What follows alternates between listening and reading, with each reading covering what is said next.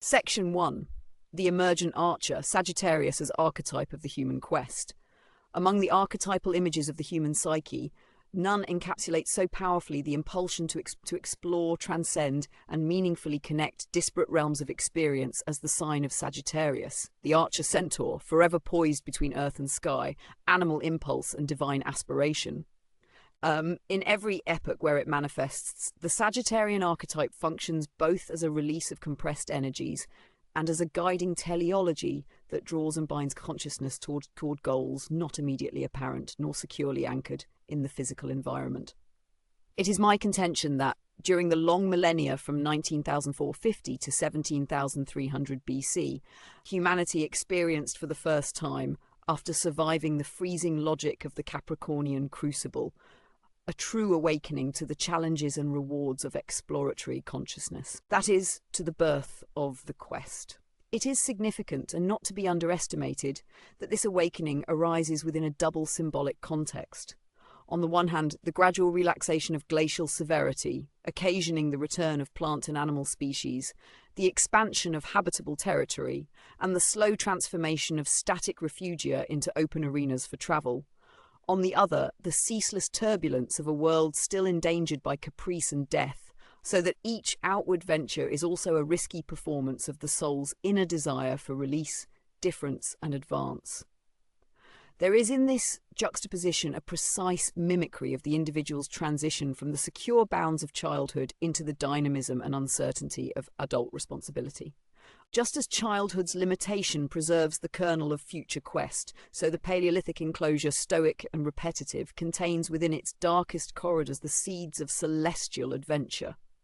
The centaur, a being half man, half horse, recurs with unerring frequency in the mythologies of the ancient Mediterranean, Caucasus and India, but with antecedents and parallels as far afield as the Americas and Australasia.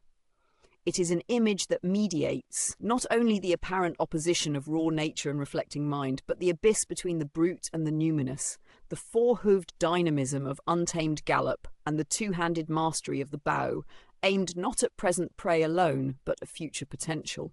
Centaurs are depicted variously as teachers, psychopomps, culture bringers, or more frequently as tragic heroes whose wisdom has been purchased at full price through suffering and the sacrifice of instinct.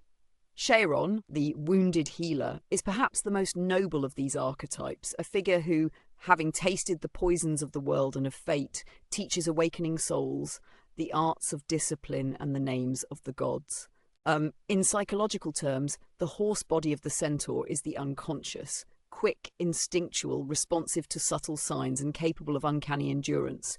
Its power, undirected or unacknowledged, can unseat the most careful charioteer. Its habits, if cultivated, may be coaxed into a voluntary harmonization with the goals of consciousness.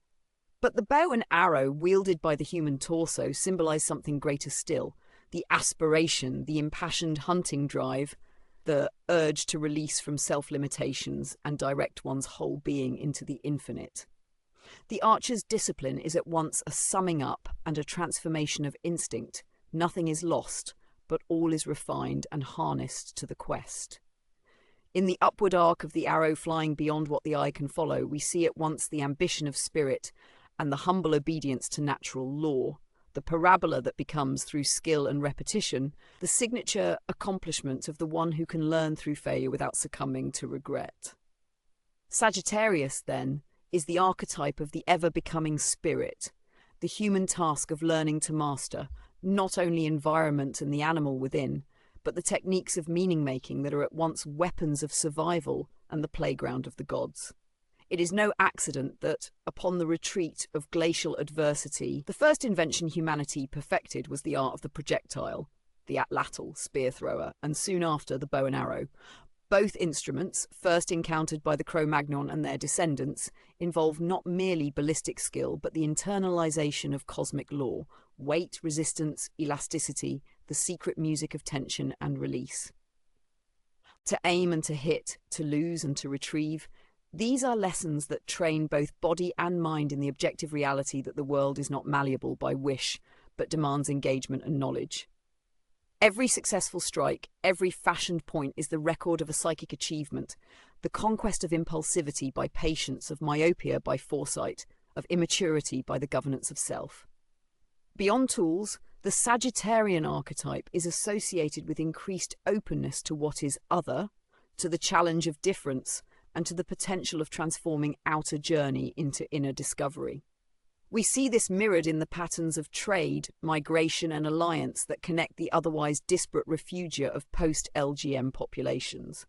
Obsidian, flint, and chert, the circulating commodities of Upper Paleolithic commerce, travel hundreds of kilometers, uniting the farthest tribes into mutually intelligible networks of value, trust, and obligation.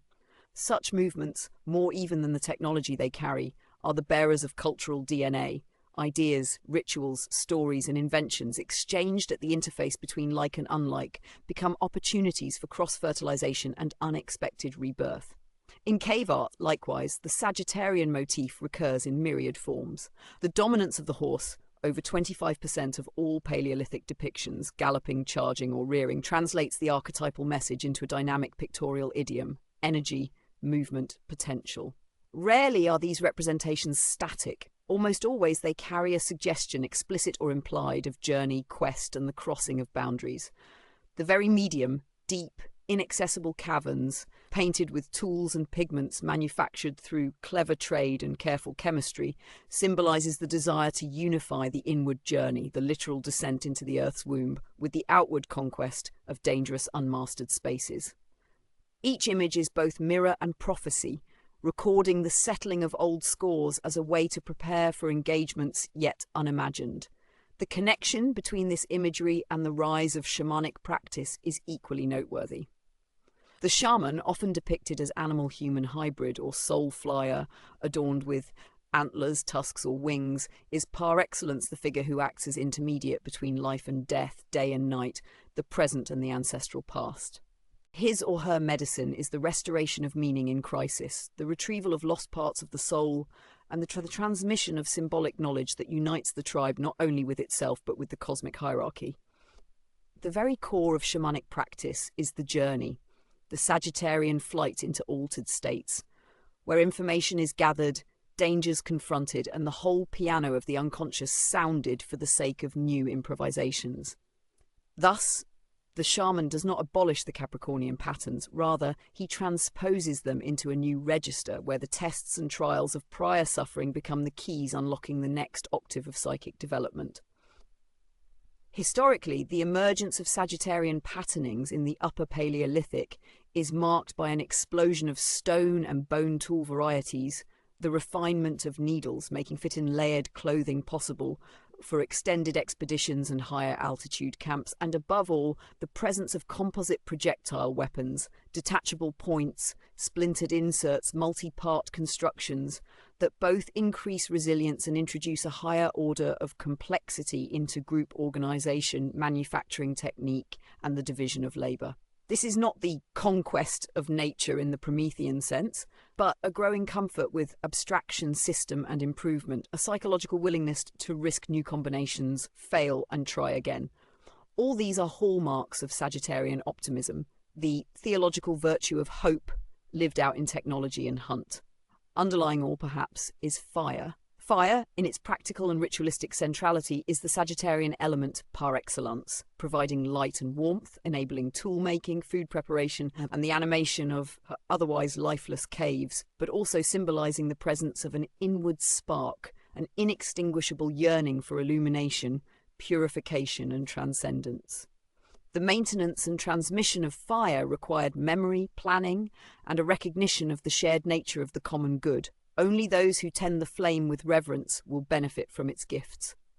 The use of fire in ceremonies, as in the cyclical retouching or repainting of sacred images, shows that it was not merely an external utility, but the focus of what Mircea Eliade called theurgy, the activation of divine power through human art. The transition into Sagittarian attitude is not without its own shadow. The very drive for mastery and discovery that unlocks the horizons of spirit also introduces new anxieties about limit, risk, disappointment, and loss. Where the Capricornian neuroses run to depression and repression, the Sagittarian risks inflation, Overreach, the Icarian fantasy that bends ambition to hubristic ends, disregards warning signs, and invites the fall. The archetypal wounded healer thus appears, not only as guide and psychopomp, but as admonition. To enter fully into the journey, one must bear the consequences of both error and success, and be prepared, when disaster overtakes, to transmute suffering into deeper meaning. In modern therapy, I have observed the Sagittarian archetype erupt with peculiar force at the threshold between adaptation and aspiration, when the old patterns that once ensured survival have become stifling, and the soul feels itself compelled toward a future it cannot yet articulate. This is the zone of the individuation journey, properly speaking, a liminal period when the psyche, abandoning the certainties of narrowly controlled discipline, seeks meaning through broadening experience, in the quest for knowledge, travel, spiritual risk, and the conscious cultivation of trust in the invisible guidance of the self. Just as the archer must let fly the arrow without assurance of its precise destination, so the emerging Sagittarian psyche learns to live by intuition, a disciplined openness to what is unknown yet sensed as essential for growth. Paleolithic humanity, at the apogee of the LGM and in the first bloom of post-glacial opportunity, experienced this transition not once but as a series of waves, the opening and recolonization of new territories, the proliferation of long-range trade and kinship networks, and the gradual replacement of static survival patterns with the dynamic equilibria of movement, exchange, and symbolic communication. Every accomplishment in this series brought forth new psychic possibilities. The capacity to receive the other, to integrate the wisdom of strangers, to teach what had been learned, and ultimately to face the world as a question rather than simply a problem to be solved. To summarize, the archetype of Sagittarius, according to the record of the soul as disclosed in archaeology, anthropology, and dream, is the herald of a psychic moment at which humanity, no longer satisfied with bare survival, aspires to become co-creator with the gods. Here, the world itself becomes not a trap to escape, but a treasury to explore. Every object, relation, and newly minted experience is the manifestation of a secret order to be unveiled by the dual disciplines of physical mastery and spiritual quest. The archer centaur, composite, paradoxical, indomitable, stands at the crossroads of animal need and divine possibility, offering every human generation the chance to retrace, with deeper awareness and greater courage, the long journey toward wholeness begun before language. That journey whose meaning unfolds only to those who dare, arrow in hand and heart ablaze, to aim for a target invisible, save to faith in the future's boundless sky. Catastrophic suffering and renewed purpose, when the old personality ideal, having been outgrown, releases its grip and a new, more encompassing spiritual attitude can emerge. The archetype of the quest of the teacher and wanderer becomes especially active in dreams, visions, and those seemingly irrational longings that draw a life out of complacency into crisis and renewal. Here, the fear of risk is overcome by the certainty that whatever waits on the far side of the unknown, be it defeat, consolidation, or a further challenge, is more meaningful and in the end more necessary than stagnation, compromise, or the mere repetition of what has always been. Thus, the legacy of the emergent archer stands for all time as the psyche's homage to the necessary adventure of meaning.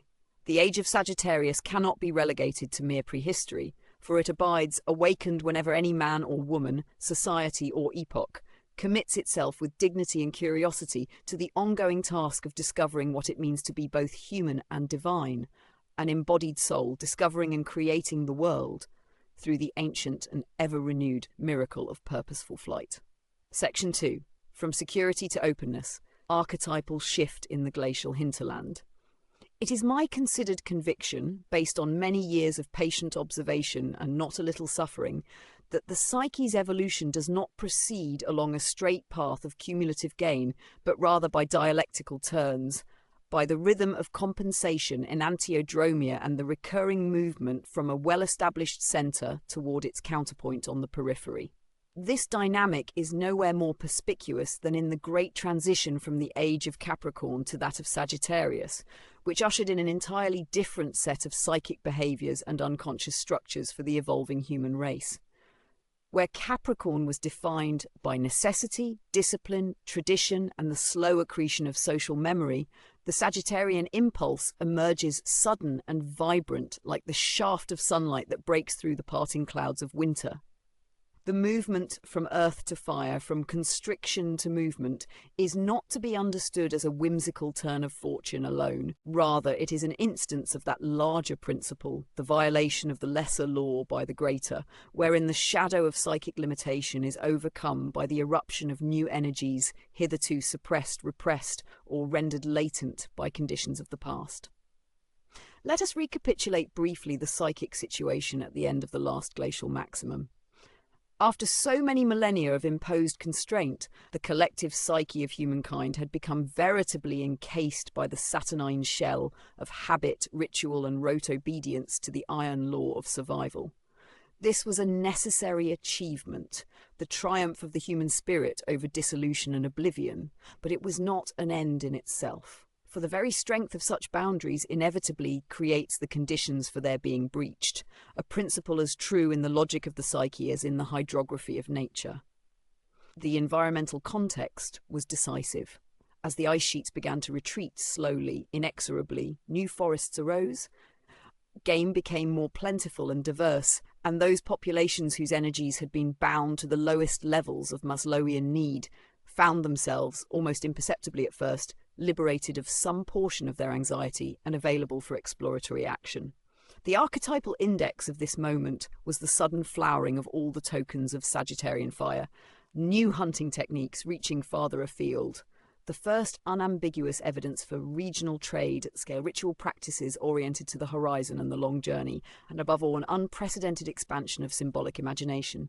If we read the psychohistory of the time aright, the turning on of the Sagittarian meme functioned as a kind of psychic eruption from the depths, a manifestation of what Jung named the enantiodromia, or running to the opposite. In the individual, this event is most commonly felt when the years of adaptation give way to the midlife search for meaning. A man or woman, having spent decades building up systems of habit, memory, and duty, encounters the unexpected dawning of a thirst for difference, risk, novelty, and contact with the new. Beneath the inertia, and in the shadows of egoic accomplishment, some force of archetypal dimension begins to speak, calling, coaxing, and ultimately compelling an openness to the other, the unknown, the world beyond what reason has so far circumscribed. In the history of the species, the catalyzing role was played by climate, an outer event to be sure, but one that mirrored, as if by synchronicity, the inner transformation. As the environmental wards opened tentatively, new psychic energy was released for the exploration of those previously neglected dimensions of the soul: aspiration, curiosity, storytelling, myth-making, and even ethical reflection.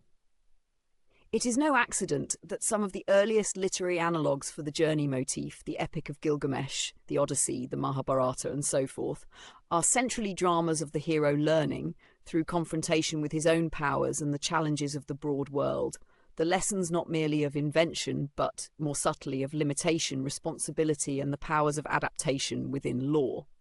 Indeed, the movement from legality to meaning in the collective, as in the individual, is the signature transformation of the Sagittarian process. Survival, once secured by the social memory, becomes a platitude or at best an elementary fact. Yet the soul, being fundamentally teleological, does not rest with facts that satiate only the lower appetites. The repetition compulsion of the Capricornian matrix is overcome by the desire to teach, learn, and inquire, the hallmarks of a directed and self-conscious search for truth. This capacity for transcending the given is not merely a property of the superfluous or the privileged. It is, as modern studies of even the most constrained creative lives have shown, an irrepressible dynamic arising as soon as the fundamental conditions for life are met. The organizing principle of this drive is the archetype of the quest. In every psyche, as in every enduring culture, one finds the traces of stories, myths, and rituals boiling down to the same irreducible pattern: a departure from the known, an ordeal or transformative ordeal in the unknown, and a return or gathering home of something that alters forever the conditions of the present. It is the Sagittarian heroic monotone, the journey story, whose variations are as infinite as human aspiration and whose power to fascinate, transform, and heal is untouched by the passage of time. In the Glacial Hinterland, this story is told not in writing, but in the parallel records of material and spiritual culture. The invention of the Atlatl, a technological marvel whose sophistication required social organization, theory of mind, and cross-generational transmission of skill, symbolizes both the going forth of human energy, the direct correlative of the forward-flung arrow, and the inward concentration of discipline that differentiates a mechanical act from a symbolically pregnant one. Mastery of the Atlatl is, in the most manifest way possible, the prelude to ritualized archery, and therefore to the psychologically saturated practices of initiation, vision-seeking, and the harmonizing of outer need with inward awakening. But there was more. The boundaries between groups, which the long millennia of Capricorn had taught mankind to police with a zealous and jealous discipline, could be relaxed in two ways, through aggression or through commerce. Sagittarian genius preferred the latter. The explosion of trade networks, obsidian, salt, ochre, flint, and the bones of exotic creatures did not arise by chance, nor was it mere commerce for the sake of material gain. Rather, it marked the collective recognition of the benefit in pluralizing the available sources of meaning, and in transcending the limitations of the static local by the gamble of reciprocity, mutuality, and the emergent ethic of exchange. Psychologically, the doors opened in this period correspond to what Jung called the transcendent function, the means by which the unconscious is made available in suitable measure to the conscious personality, so that what was previously unfamiliar, foreign, and even felt to be threatening is now accepted as an opportunity for growth, elaboration, and the mutually regulated expansion of ego and shadow alike. The pain of the previous condition is not abolished, but creatively recast as the ground of possibility. It is as if the world's most dangerous limitations now become its greatest teachers and secret guides. A further, not incidental, effect of this dynamic is the emergence of systems for the codification and transmission of knowledge. The psychic need to explain, teach, and hand on what has been received requires both the deliberate maintenance of memory and the bold willingness to revise it in the face of new thought. The very same energies that carved the images in the caves, that chipped the flints and shaped the boughs, were directed as well to the careful arrangement of stories, genealogies, taboos, and law, rules of the game by which long-term investment in the group could be ensured against the depredations of chance or malice. This is the psychological advent of education, a process whose success depends as much on the character of the master as on the abilities of the pupils. In many cases, the Paleolithic teacher was also the leader, the wise elder, the shaman, the instructor in survival skills, and at times, the mediator between what was knowable and what was to be left to the realm of mystery, awe, and the gods.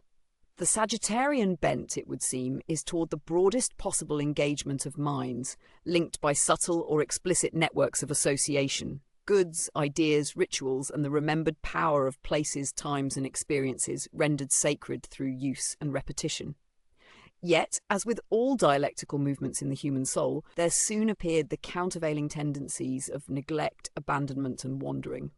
The price of openness is loss. The boundless vision, if carried too far, can lead to flight without return, novelty for its own sake, and at worst, a timeless state of psychic rootlessness that anticipates the modern condition of alienation. The Sagittarian shadow is the inability to rest.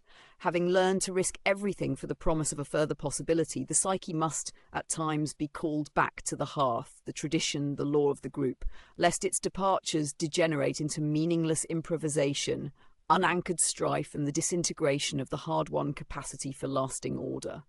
This compensatory cycle, order producing openness, openness requiring renewed order, is not a flaw in the archetype, but its natural expansion into history.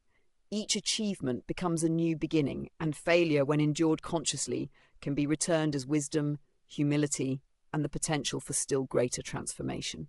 Just as the journey out into unknown lands brings home new tools, alliances, and insights, so does the spiritual journey toward greater meaning ultimately return the individual and the community to the present moment, enriched, transformed, and ready to undertake the next cycle of work.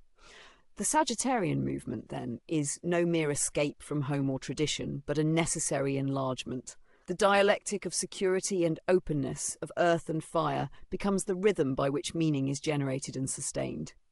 In this light, the hunter's arrow, arcing outward in hope and skill, is destined to return as food, story, and kinship, the gifts of the gods received from the embrace of risk. The social and psychic revolutions of the late Upper Paleolithic were but the first of many such great swingen, the pendulum strokes of evolutionary individuation that, if blessed with reflectiveness and humility, move us closer each time toward a more comprehensive wholeness. Modern man, for all his technological prowess, still faces the legacy of that long-ago Sagittarian dawn. Every crisis in culture, every new beginning in art or philosophy, every spiritual awakening is a recapitulation, however faint, of that original shift from survival obedience to exploratory faith. The pragmatic structures that we have inherited from the Capricornian epoch, discipline, law, sober realism, remain as the vital ground, yet there would be no future for the psyche, no arc of ascent into meaning, were not the bow daily restrung and the arrow loosed anew for the sake of all that lies waiting beyond.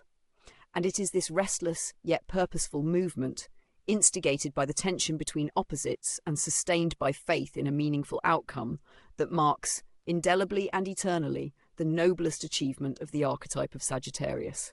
As the last tolling of Capricorn's iron bell died into silence, the new, lighter interval began, marked by the free play of ambition, the opening of eyes to strange forms, the appetite for novelty, and the rediscovery in the other of that unknown part of the self which is both danger and promise. Modern readers of history, attuned to the cycle of crises and solutions, would do well to ponder the lesson offered by this ancient transition, that every security harbours within itself the seeds of openness, and that the price of true transcendence is the willingness, time and again, to meet the unknown on its own sovereign ground, armed with the weapons of humility, curiosity, and the ever-renewing hope of meaning beyond form. Section 3.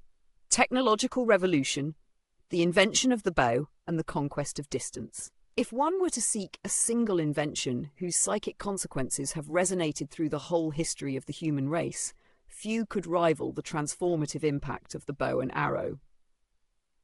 Yet, as a surface reading of archaeology and anthropology alike makes plain, this is not a mere technical improvement over prior ways of living. In the psychic experience of its makers and earliest users, the bow and its immediate predecessor, the atlatl or spear thrower, announces a new epoch both in material and symbolic terms. To understand the significance of this tool is to perceive one of the profoundest connections between the archetypal structures of the psyche and the patterns of outward history. The invention of the atlatl, evidenced at sites like Compsogniere around 17,500 BC, marks the dividing line between the close-quartered struggle for sustenance and the birth of what Ernst Cassirer called the symbolic animal, Homo symbolicus, the human being whose meaning-making capacity is rooted in conscious distance from object and environment. Even the ordinary spear, though a formidable extension of man's will, falls short of the possibilities introduced by a true projectile weapon, the arrow shot from a taut bow, or the light javelin propelled with whistling force by an atlatl.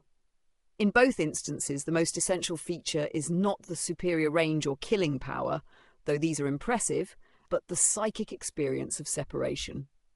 The hunter, who once approached his prey at fatal risk to himself, now acts at a remove, aiming and releasing not only stone or bone, but intention, hope, skill, and the totality of his conscious and unconscious will.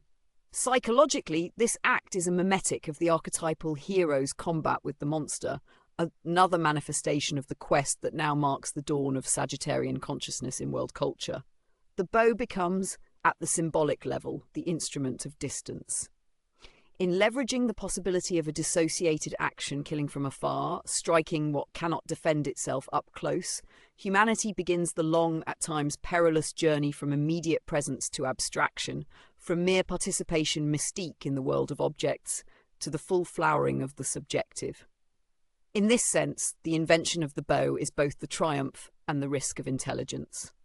From this moment, the maker of tools is no longer simply a participant in the natural order, but has seized from nature a fragment of the divine fire, that Promethean spark which can be used for good or for evil, healing or destruction, mastery or alienation.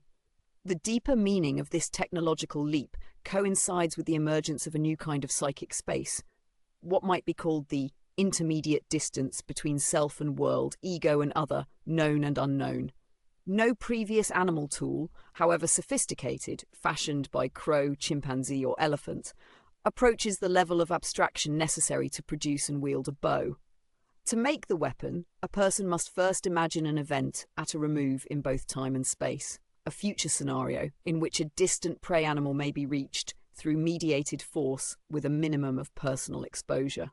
This kind of thinking requires an almost transpersonal degree of trust that the materials will respond as expected, trust that the rules of inertia, elasticity and trajectory will not betray the pattern discovered in memory and anticipation, trust, above all, that the world will respond to a new form of intention rendered real by knowledge. Perhaps this is why, from its earliest recorded appearance, the bow and arrow are invested with an extraordinary degree of ritual significance. In virtually every culture where the bow is known, it is inseparable from the highest shamanic and royal prerogatives. The weapon of Zeus and Apollo, Shiva, Arjuna, Eros, Inanna, and the archangels Michael and Gabriel. The Egyptian Sinuhe's biography hails him as Master Archer, the mirror of his royal and divine favour. Even in the Old Testament, bowmen are a precious, noble minority, at times harbingers of death, but also the prophetic agents of God's will.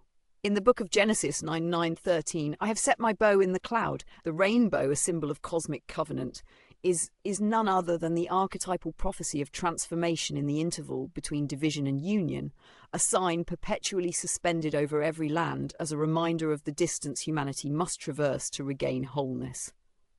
At the mundane level, the mastery of projectiles delineates what might be called, in alchemical language, an expansion of the operator's magic circle.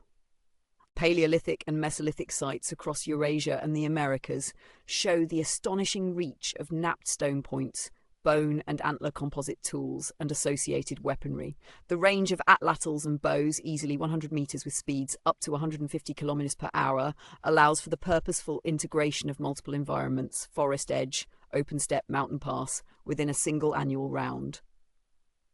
No longer does the tribe depend on a unitary, inflexible territorial strategy. Rather, it may coordinate complex hunting parties, plan for seasonal variation, and, most importantly, in Sagittarian terms, practice and teach the instrument not simply as a brute artifact, but as a tradition, a holistic way of knowing the world. Teaching, in this connection, is emblematic of Sagittarian consciousness. The acquisition of the bow is not a single event, but a process. It must be learned, rehearsed, refined and repeated until mastery is achieved. Moreover, its effectiveness increases profoundly through the development of collective exercises, rituals, patterns of initiation, and the transmission of narrative. In this way, the weapon acts both as a physical and a psychic tool. It encodes collective memory and forges ethical values. Failure, mistakes, missed targets, these are not fatal, but instructive. The instructor, often an elder or designated bow priest, becomes a living exemplar of the mythic ideal, a saturnine figure transformed to Sagittarian guide by the passage of experience through time. No less significant is the concomitant rise of long-distance architecture, the building of camps, storage systems, and shared communal spaces. Wherever projectiles are known, we see the spread of command posts for the coordination of multi-person, multi-day expeditions. The social networks of the late Upper Paleolithic are reconfigured around the use of advanced weapons. Highly mobile hunting bands, regular and recurring contact with distant kin, formalized exchange of objects and persons, marriage, hostage, adoption, across previously insuperable boundaries of space and skepticism. This is the psychic birth of Occam's paradox, the knife that both cuts and unites, the instrument that gives form to worlds previously separate. In this new economy, territory is no longer a constraint, but a resource to be navigated. The world as limit becomes, for perhaps the first time, the world as arena. Art too is transformed. The projectile, symbol of both intention and limit, must be aimed, released, and received. In painting, etching, sculpture, and even music, the arc of the arrow becomes the arc of narrative, the journey from anticipation to denouement. The proliferation of action scenes, animals in flight, hunter and hunted, dance, chase, and cosmic cycle, on the deepest cave walls and on the most portable of objects, recapitulates in miniature the dynamic that the material weapon first made real. The artist is now doubly one who aims aright, not only skilled with the hand, but with the will, the intention, the memory, and the forethought necessary to shape events in another's perception.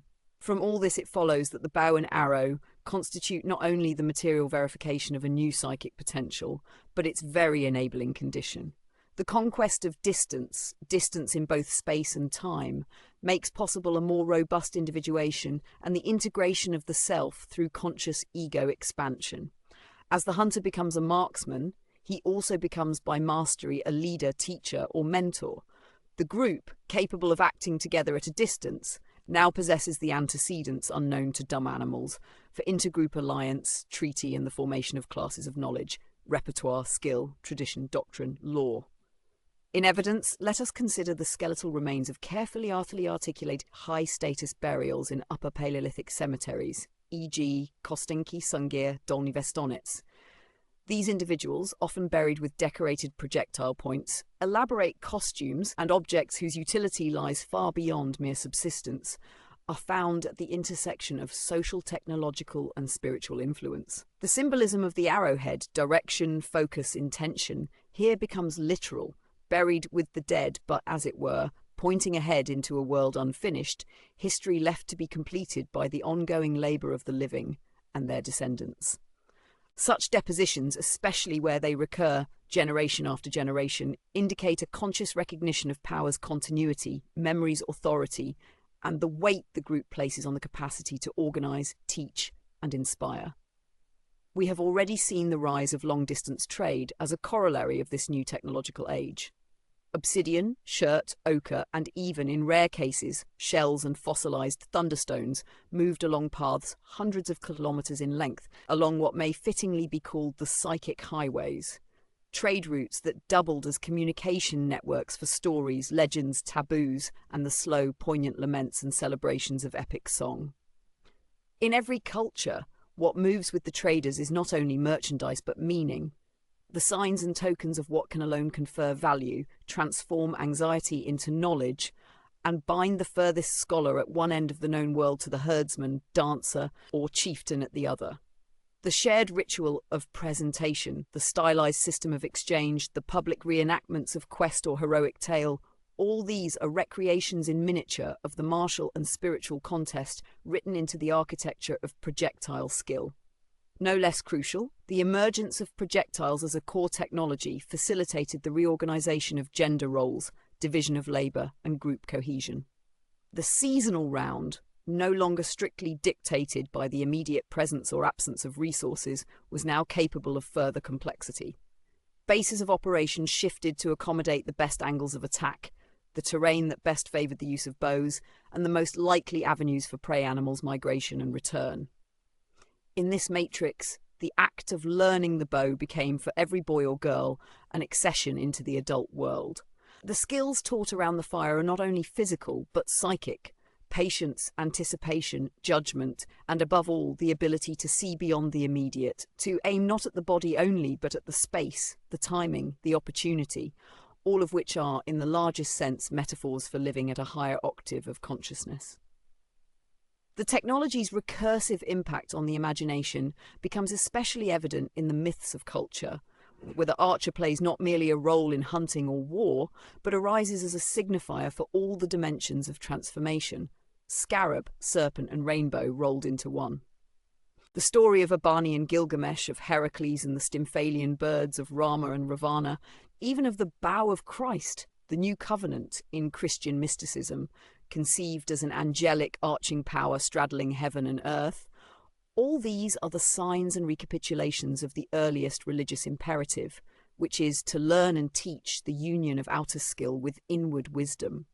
Whether launching an arrow, shaping a flint, or firing the atlatl in the never-ending merry-go-round of the hunt, the operator is also operating upon himself, transforming psychic energy into a tool fit for the gods. As the years rolled into centuries and generations became epochs, the psychic grammar that had been laid down with the first bows was slowly elaborated and transformed. The arc of intention became, in ritual, the arc of prayer. In myth, it became the journey of the hero. In trade, the reach of civilization and the embrace of strangers. And behind it all, in the quiet space reserved for reflection, humility, and the teaching of children, the unbroken circle, discipline redoubled, risk and return, the never-ending practice of learning to shape and to receive what is given.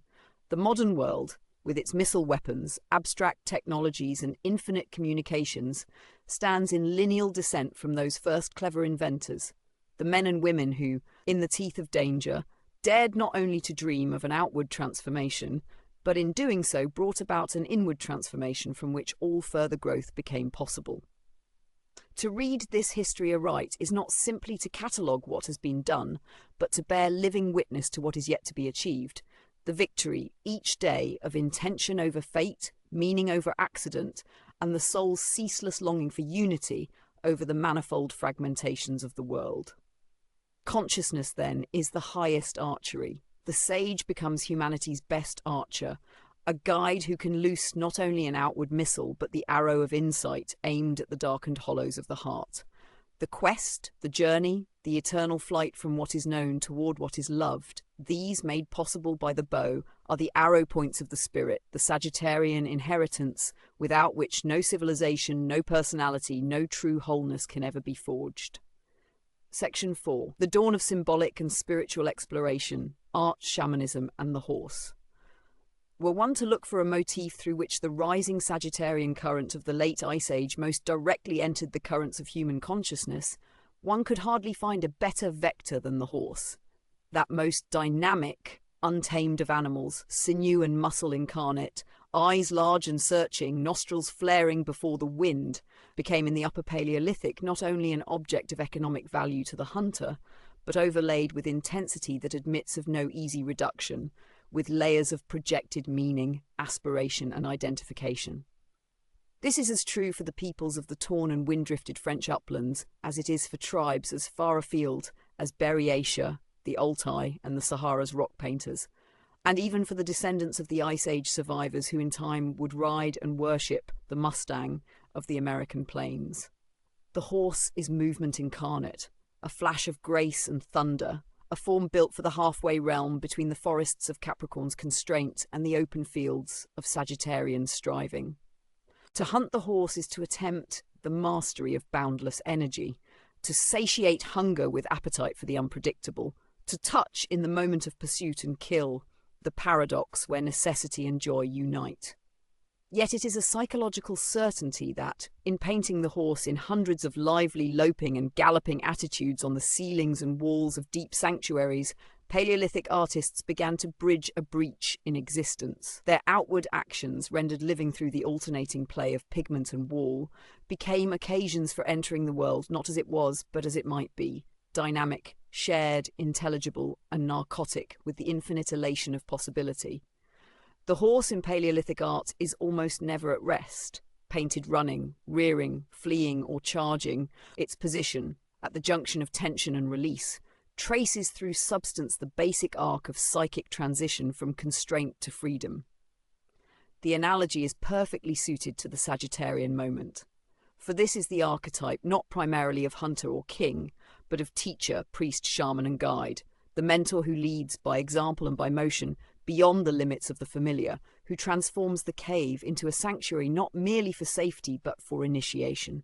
In this sense, the metaphorical mastery of the horse is the same as the mastery of movement, the willingness to accept risk, to convert anxiety into curiosity, to convert repetition of the past into creative repetition, the fountain of new forms.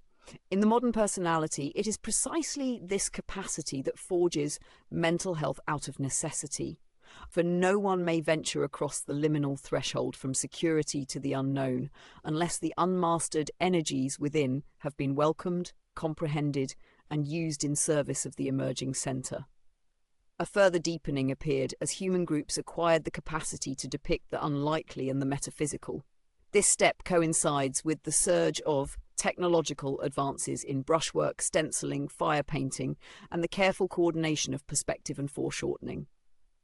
The sheer quantity and artistry of Upper Paleolithic painting, much of it produced in conditions of technical challenge, low light and extreme cold, testifies to a psychic determination whose origins cannot be attributed to mere record-keeping.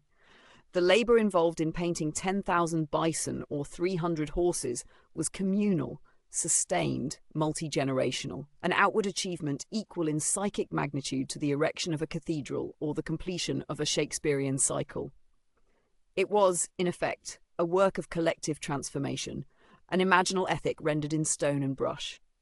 Herein lies the first explicit enunciation, both practical and symbolic, of shamanic consciousness. The man or woman who enters the deepest cave, leaving the light, comfort, hearth, safety, and law of the communal space behind, descends into the underworld, the psychic belly that is the matrix of transformation. This is more than metaphor.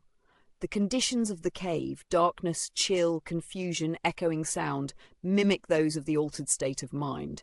Just as a modern vision quester binds his eyes, fasts, and subjects his body to ordeal in order to gain access to the numinous, so the Paleolithic painter, daubed with ochre, tremulous in anticipation, and fueled by the ambrosia of smoke and burnt offerings, approaches the divine in forms at once natural and transcendent, predator and prey, life and death, certainty and wonder, fused into an imaginal matrix of myth. The cave is the initiation chamber where the seeker is dismembered and remade, where the shattered ego is rebuilt around a new organizing principle. This invocation of the psychic journey was sustained socially by a truly revolutionary development, the adoption of teaching and transmission as core values, and the acceptance of failure and repetition as indispensable components of craft. In all the caves so far excavated, one finds, often superimposed, sometimes adjacent, not only highly accomplished works, masterpieces of fluid line and ferocious energy, but also the palimpsests of correction, cancelled beginnings, rehearsal sketches, signs of discord, the ghostly evidence of persistent learning communities whose guiding principle was not perfectionism, but iterated appreciation and correction.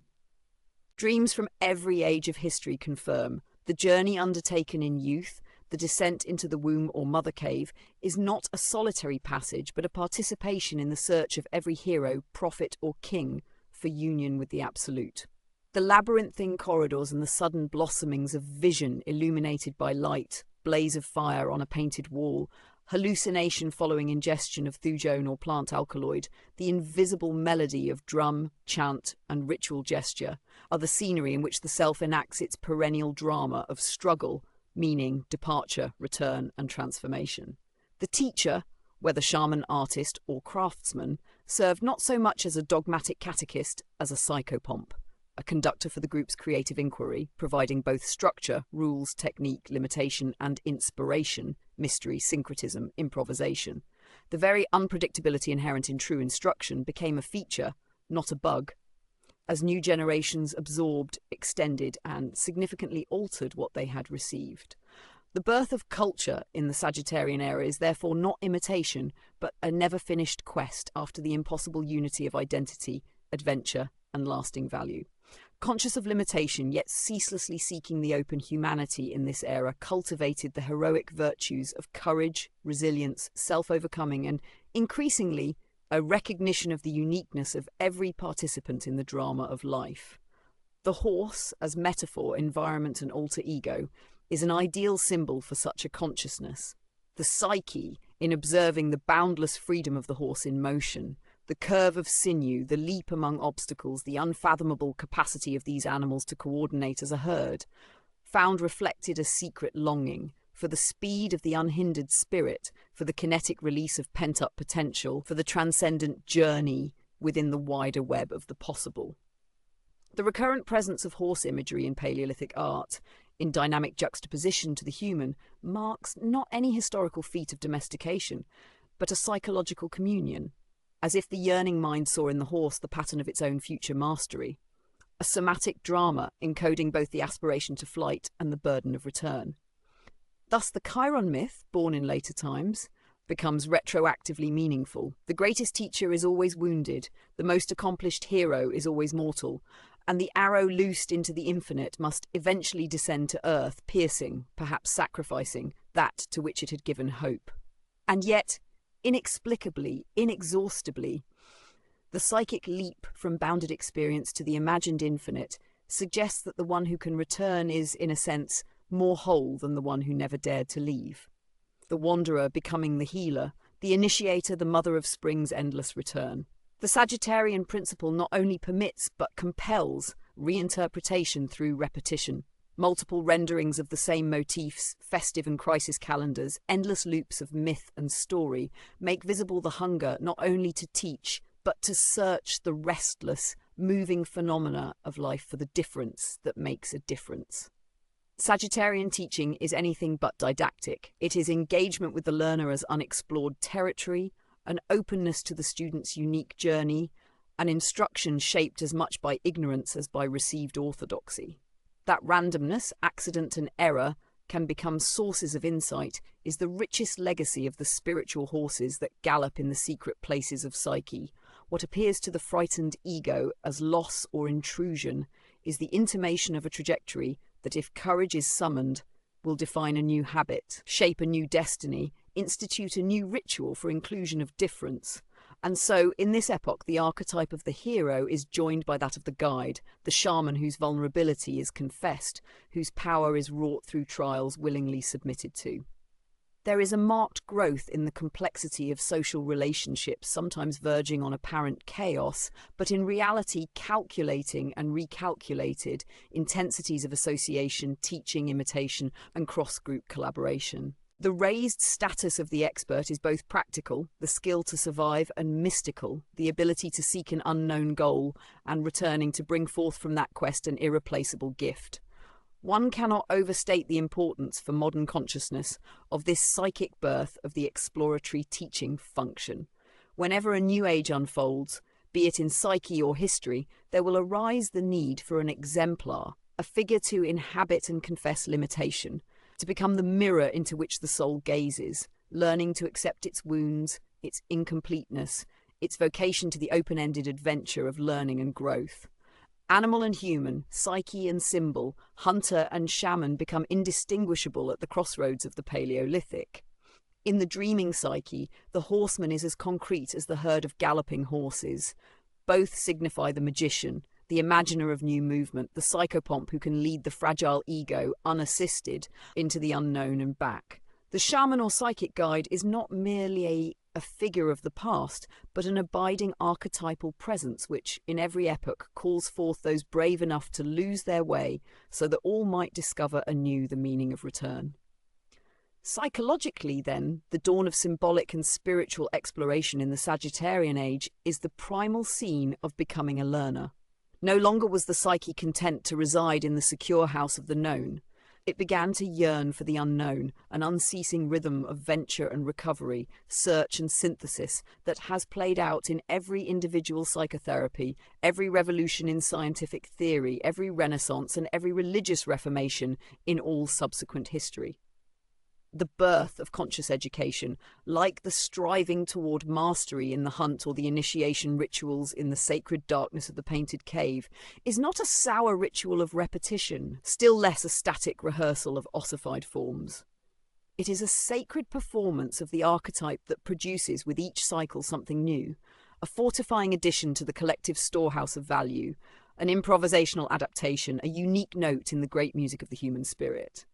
The psychic taming of the unknowable within, the continuous striving to embody, express and share what is more than individual, stands as the foundation and horizon of meaningful life. In this, the image of the Paleolithic horse, both kin and counterpart, remains one of our deepest and most enduring guides.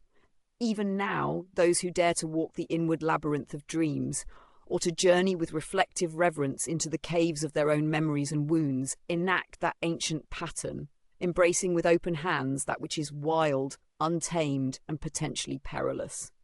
With the humility of the beginner and the grace of the master joined, the psyche grows into a consciousness that both honours the discipline of the past and invites the unforeseen future.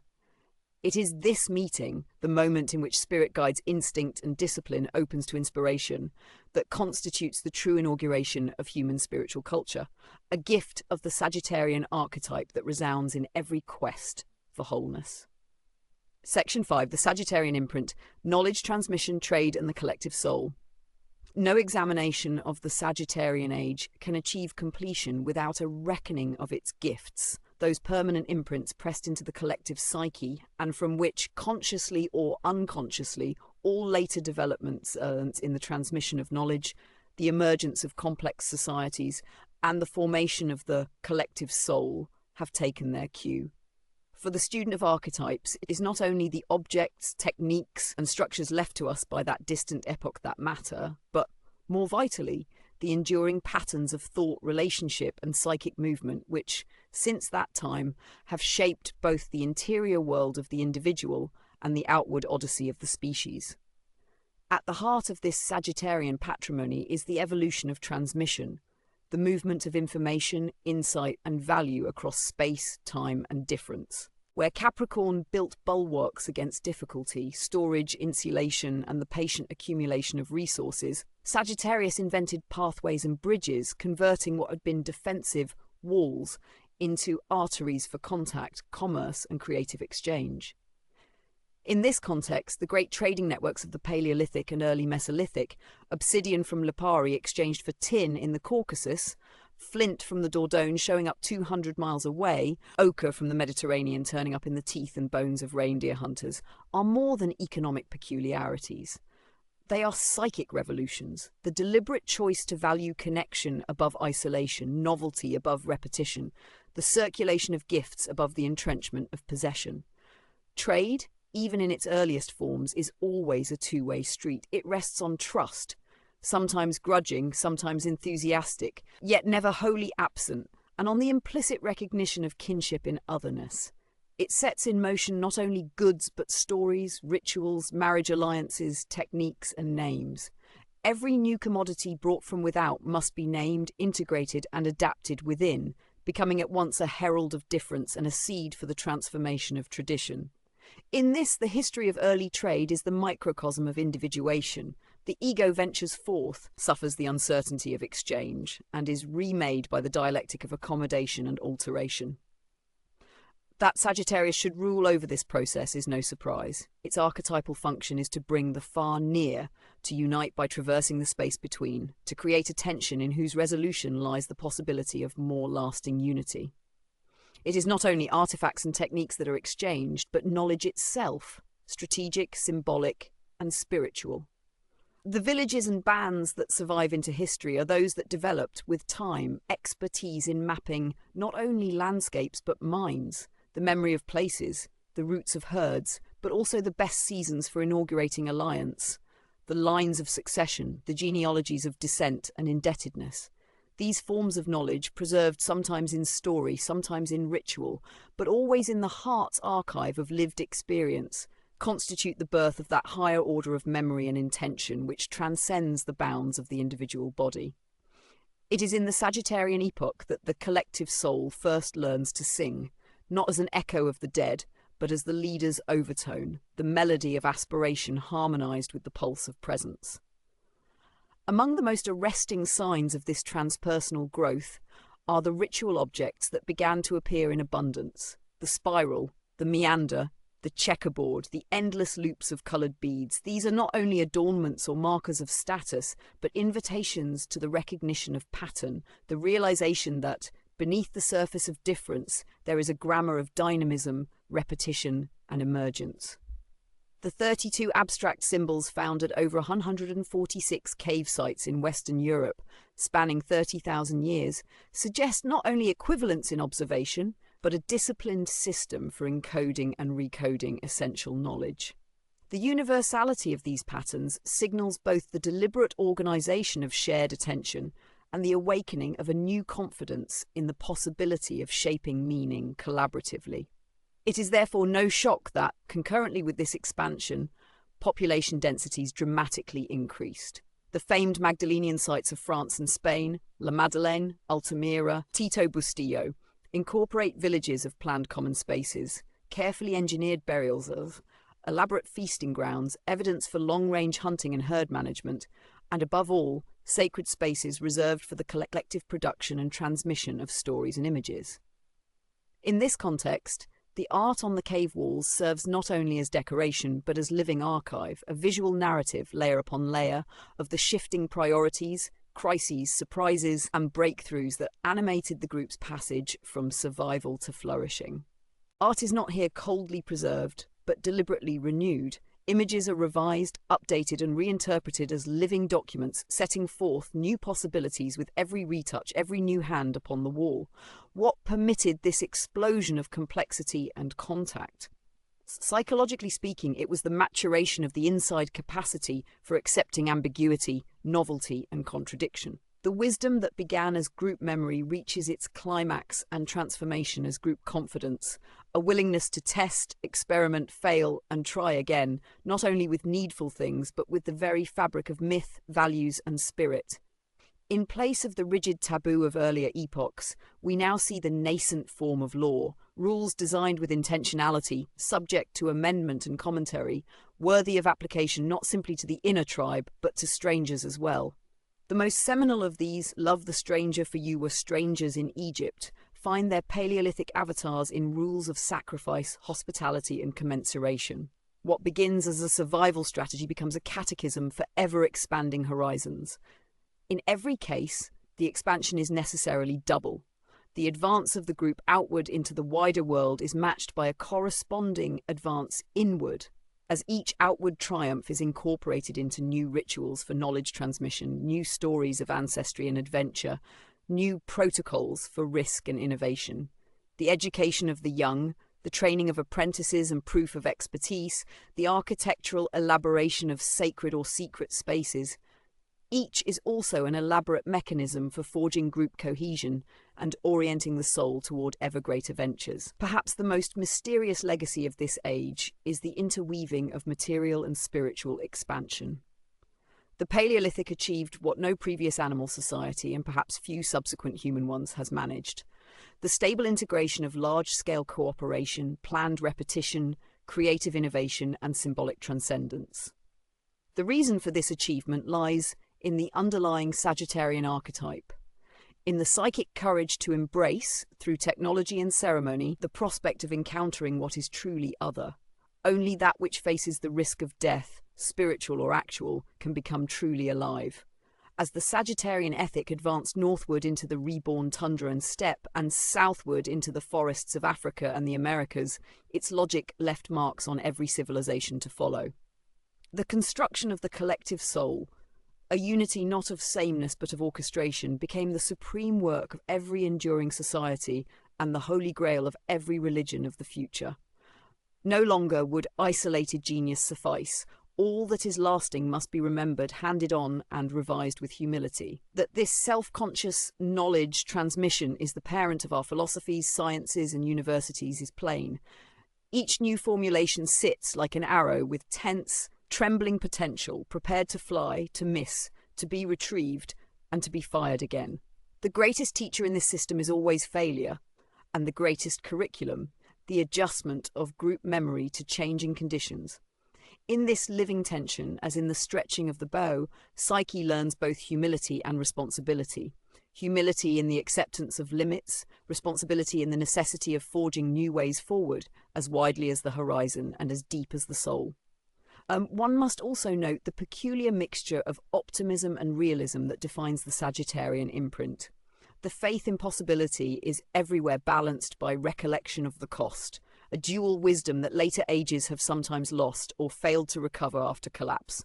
Artifacts bear witness: magic points, decorated tools, precious objects, manufactured but never used, all testify to a double movement of hope and elegy, of the perennial return of strategy even where no explicit victory is to be found. Inherent in every journey out is the risk of betrayal, loss, or futility. Yet in the willingness to continue, a new kind of time is inaugurated, not the sterile repetition of pure presence, but the circuit of anticipation and reimagined memory. This is the horizon along which the collective soul continues to move, a communion not only of bodies in space, but of images, stories, and aspirations at play across the generations. The same traces, tracks left along a riverbed, spiraling lines in ochre, notes of a recurring theme, can be found in every epoch of crisis and breakthrough. Magnetically, as if compelled by an irresistible secret, the species keeps reaching forward, constructing and reconstructing the horizon, sending its arrows over the next ridge, teaching its children to risk, to repair, and to return. The wandering of Odysseus, the flight of Gilgamesh, the circuit of the Hopi Kivas, the swirling drama of the dervish, the lexicon of the Zen master, the feverish blizzards of innovation in every creative field, all bear in miniature the marks of that earlier heroic age and recapitulate in structures refined or bare the psychic movements of departure, experiment, discovery, and the homecoming to values that are both old and forever new. The final legacy of Sagittarius, then, is not simply the transmission of information or even of tradition, but the forging of meaning through continual risk, encounter, and renewal. Each journey, whether across the steppes, through labyrinthine caves, or into the uncharted regions of the psyche, becomes not an end in itself, but a living contribution to the ever-expanding soul of the community. This is the archetype of the philosopher, teacher, wizard, explorer, and even reformer, whose vision is broad, whose purpose is unifying, whose faith is that the truth discovered under foreign stars will become the next light for the familiar hearth. What abides from this age in all ages is the collective soul, a dynamic unity in which every part contributes to the whole, every story is welcomed as a fragment of truth, and every loss is the groundwork for resurrection. The Sagittarian charge remains vital to keep the story going, to risk new meanings, to adapt, to trade, to teach the mastery of the self as a means to serve the transformation of the world. Thus, the archetype of Sagittarius is not lost in time, a pale shadow of vanished greatness, but is the moving compass that now, as then, guides the human spirit's great adventure toward engagement, toward wholeness, toward the next horizon and the one beyond.